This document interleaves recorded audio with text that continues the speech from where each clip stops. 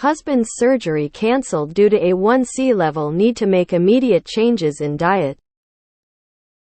Apparently they are concerned about complications with high A1C and anesthesia.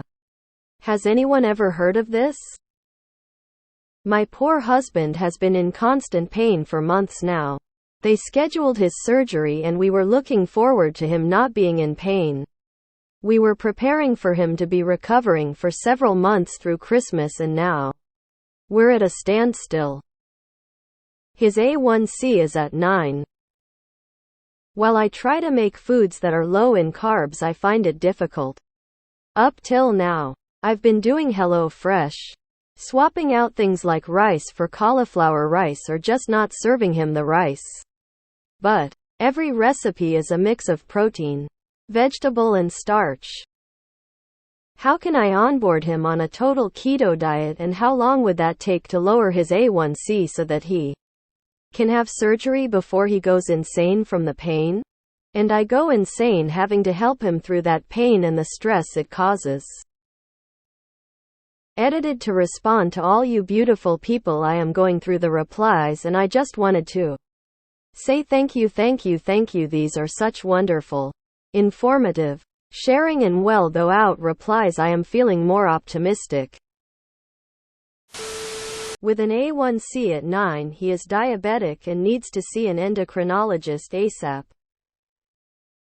Ortho surgeon here, who also does keto. The reason surgeries are cancelled for high A1C is there is a significant increased risk of infection, wound healing, etc. Most surgeons have a cutoff level, and many facilities do now as well. The cancellation is a blessing. It means the surgeon is following protocol, looking out for your best interest. Keto dinners are so easy. Most nights we cook a meat with a side of low-carb vegetables. That's it. Chicken thighs with Brussels sprouts. Pork chops with bacon-wrapped asparagus. Steak with broccoli. It doesn't have to be complicated or elaborate recipes. We don't even miss the carb-heavy sides anymore. We're so used to not having them. Swapping out things in HelloFresh or other similar meal kits is really not a good idea.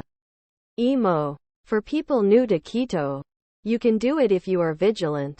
But successfully doing keto means making deliberate choices about everything you consume, because hidden carbs are everywhere. Keto is not as simple as take a typical meal, but sub out the rice and potatoes for cauliflower, sauces, starchy vegetables, and even spice packets can have enough carbs to sabotage keto. You really need, especially at first, to make deliberate choices about everything in your diet to ensure your carb count is low enough for keto. I would think the thought of a lower A1C in order for him to have surgery to be pain-free enough of a motivational factor to go keto. The lowering the inflammation he's experiencing might even help alleviate some pain. A1C is very important for elective surgeries, meaning not emergency. It can really impact healing as well. I had a good A1C at 6.7 prior to keto. At 3 months into it I had dropped to 6.0 T1D. If you both go strict keto, it will be much easier for him to drop his A1C significantly. At a 9, I would venture he was eating quite unhealthy choices.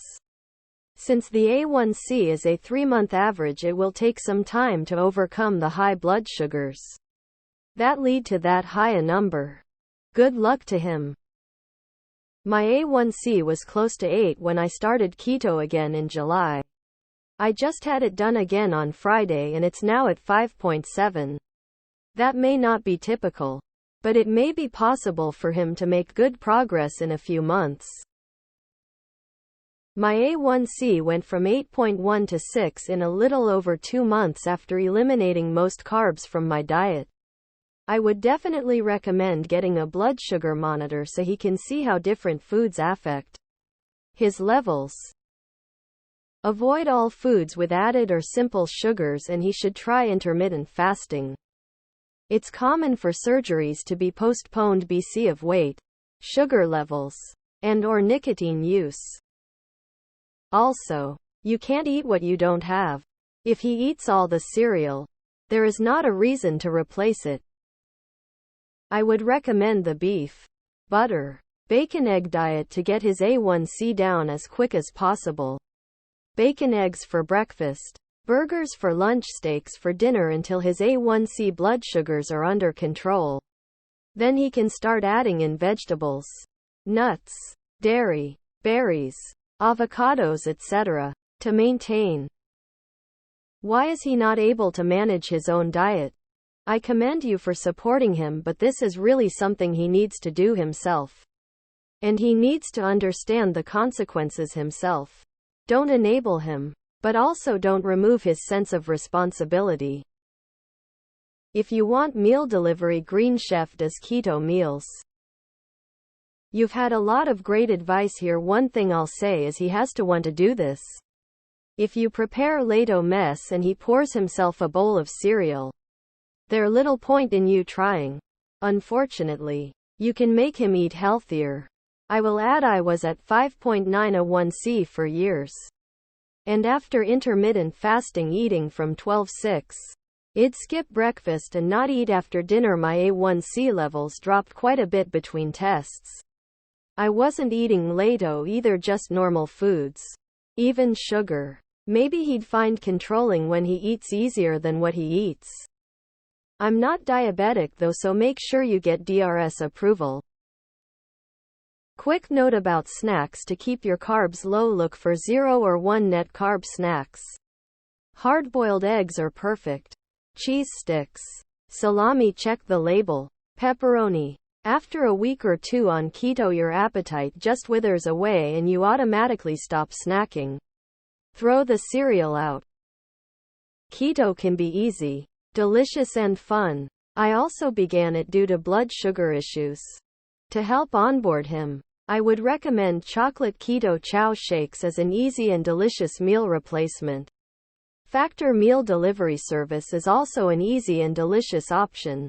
Both of these are a little pricey, but that is the trade-off for convenience. And your main complaint seems to be difficulty in making him low-carb foods. Good luck. Make the healthy meals tasty enough. Drizzle some melted cheese on the side of broccoli. Add some sautéed vegetables onto your burger. Skip the bun. Make a delicious salmon fillet in a cast iron pan with some butter. Make a stew with beef, peas, cauliflower and carrots. Skip the potatoes. Good luck. For me, just keeping cereal and other carbs out of the house makes it easier to avoid eating them. I don't know if this is relevant, as I don't know how old your husband is or if you are in the US. But if he is motivated by money, tell him that if he gets to Medicare age, diabetes meds, not insulin, are really expensive. I have clients who pay hundreds of dollars every month on meds like Januvia and Ozempic.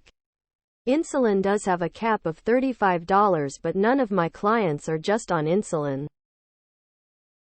My A1C was 7.9 in April. It's been high for years.